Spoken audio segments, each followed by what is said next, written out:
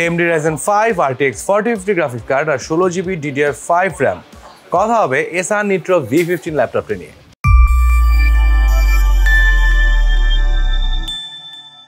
যারা দিনরাত lightning fast এবং সিমলেস গেমিং করে থাকেন এবং এটা যাদের একটা অভ্যাস, তাদের জন্য কিন্তু এই ল্যাপটপটা সুপার পারফেক্ট। ল্যাপটপটার ওজন বেশ ভালোই আছে, কারণ গেমিং ল্যাপটপগুলো একটু ভারী হয়। এছাড়াও এর রাইট, লেফট এবং পেছনের দিকে কিন্তু বেশ বড় জায়গা নিয়ে কুলিং ভেন্ট রয়েছে। লেফট সাইডে রয়েছে হচ্ছে ইম্পর্টেন্ট সব পোর্টসগুলো। এছাড়াও ল্যাপটপের নিচের দিকে বেশ বড় জায়গা নিয়ে ডুয়েল কুলিং ফ্যান সিস্টেম রয়েছে, যেটার কারণে কিন্তু আপনার ল্যাপটপটি তেমন একটা হিট হবে না। আর ডিজাইনের কথা যদি বলতে চাই, এক্স্যাক্টলি আমার এসারের ডিজাইন সবসময় পছন্দ। খুব একদম মিনিমাল একটা ডিজাইন দিয়েছে। এখানে নিট্রোর যে একটা লোগো রয়েছে, এটা দেখে মনে হচ্ছে নিট্রো নিজেই একটা ব্র্যান্ড।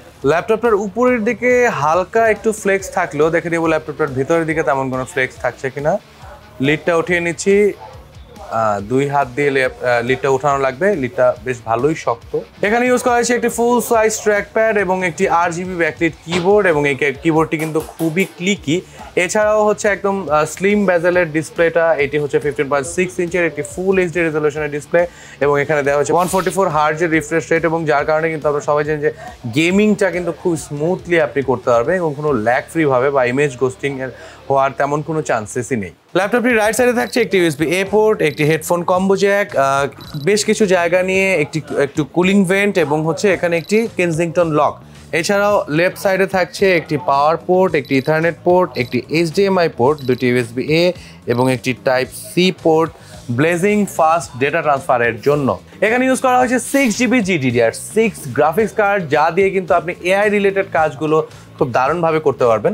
এছাড়াও যারা হচ্ছে গেমিংয়ের পাশাপাশি একটু অ্যাডভান্স ভিডিও এডিটিং করেন, কিংবা হচ্ছে গ্রাফিক্স রিলেটেড কাজ করেন, ফটোশপের কাজ করেন, ইলাস্ট্রেশনের কাজ করেন, তারা কিন্তু একদম প্রপার একটা ভিজুয়াল পাবেন। এবং আগেই বলেছিলাম যে 100% sRGB কালার দেয়া আছে। সো আপনি ভিজুয়ালের দিক থেকে আমার কাছে মনে হয় না আপনার কোনো ধরনের কমপ্লেইন থাকবে। Red Dead Redemption 2, Forza Horizon, GTA 5, Cyberpunk, এক কথায় ট্রেন্ডিং যত গেম আছে, বড় বড় যত গেম আছে, সব গেমগুলো কিন্তু আপনি একদম হাই সেটিংসে খেলতে পারবেন। ল্যাপটপটিতে ইউজ করা হয়েছে AMD Ryzen 5 7535HS প্রসেসর, যার বেস ক্লক স্পিড হচ্ছে 1.80 GHz, এবং এটি কিন্তু আপনি 4.55 GHz পর্যন্ত বুস্ট আপ করতে পারবেন।